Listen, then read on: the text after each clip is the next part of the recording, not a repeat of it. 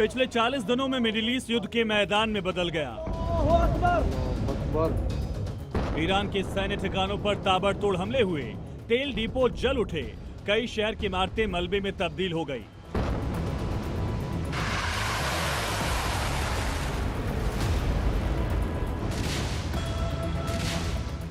Iran भी चुप नहीं बैठा।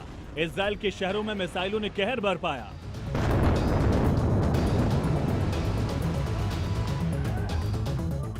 खाड़ी देशों में मौजूद अमेरिकी एयरबेस और सैन्य ठिकाने भी निशाने पर आए।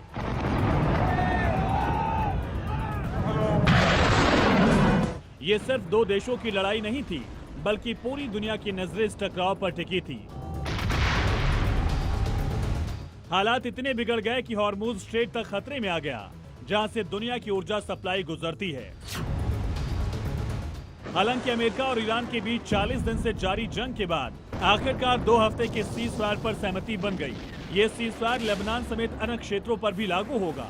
हालांकि इजराइल के पीएम नेतन्याहू ने लेबनान से सीज़फायर से इनकार कर दिया है।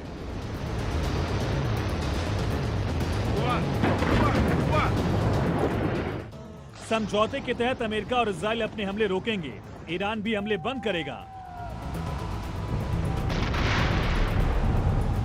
इस दौरान हॉर्मुज स्ट्रेट से तेल, गैस और अन्य जहाजों की सुरक्षित आवाजाही ईरानी सेना की मदद से सुनिश्चित की जाएगी। इन 40 दिन मिसाइलों और बमों ने तो आग उगला ही, जबकि बयानबाजी भी जमकर हुई। सीज़फायर से पहले ट्रंप की तरफ से कड़ी चेतावनी दी गई। कहा गया कि अगर हॉर्मुज स्ट्रेट से जहाजों को सुरक्षित रास्ता नहीं मिला तो ईरान को भारी कीमत चुकानी पड़ेगी। अहम इंफ्रास्ट्रक्चर पर हमले की धमकी भी दी गई। यहां तक कि सभ्यता खत्म करने की और पाषाण काल में भेजने जैसी तीखी भाषा भी इस्तेमाल हुई।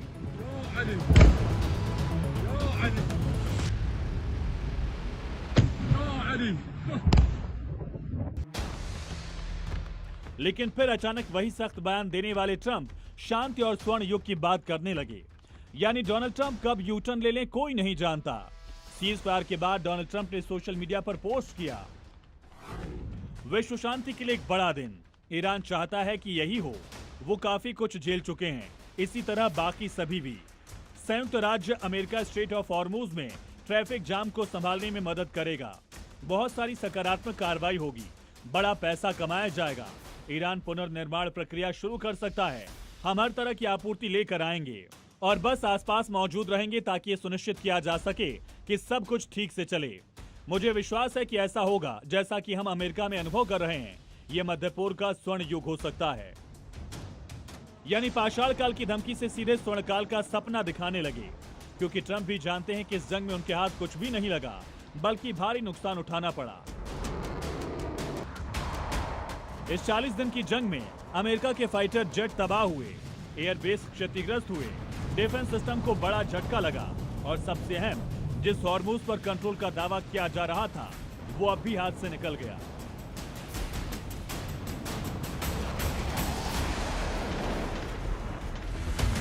वहीं ईरान ने पूरे घटनाक्रम में खुद को कमजोर नहीं पड़ने दिया। सीज़फायर से पहले अपनी शर्तें रखी और दावा किया जा रहा है खलीफा ने अपनी ज्यादातर शर्तें मनवा ली हैं।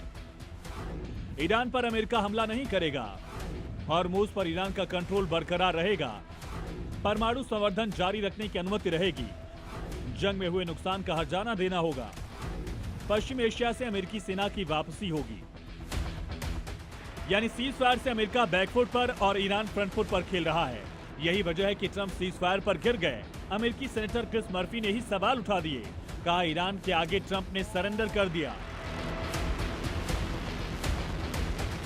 इस जंग में ईरान की सबसे बड़ी जीत हुई है। ऐसा इसलिए क्योंकि अमेरिका और ईरान के बीच हुए सीज़फायर के तहत अगले 2 हफ्तों तक स्ट्रेट ऑफ हॉर्मुज खुला रहेगा। ईरान के विदेश मंत्री ने कहा कि इस दौरान जहाजों की सुरक्षित आवाजाही ईरानी सेना की मदद से तय की जाएगी। यानी हॉर्मुज स्ट्रेट से गुजरने वाली शिपिंग कंट्रोल ट्रांजिट के तहत होगी। मतलब अभी भी हॉर्मुज पर पूरा कंट्रोल ईरान का है। एक तरफ जहां सीज़फायर के बाद ईरान में लोग जश्न मना रहे हैं, झंडे और पोस्टर बैनर लेकर सड़कों पर उतर आए, ईरान में शहर शहर खुशी का माहौल है। वहीं अमेरिका में ट्रंप के समझौते पर आलोचना हो रही है। लोग जीत से ज्यादा ट्रंप का सरेंडर बता रहे हैं। ये सीज़फायर स्थायी शांति की ओर पहला कदम या सिर्फ एक रणनीतिक ब्रेक? 40 दिन की तबाही के बाद 14 दिन की शांति और फिर पाषाण काल से स्वर्ण काल तक के दावे। मिडिल ईस्ट में कहानी अभी खत्म नहीं हुई, असल खेल तो शायद अब शुरू हुआ है। ब्यूरो रिपोर्ट, जी मीडिया।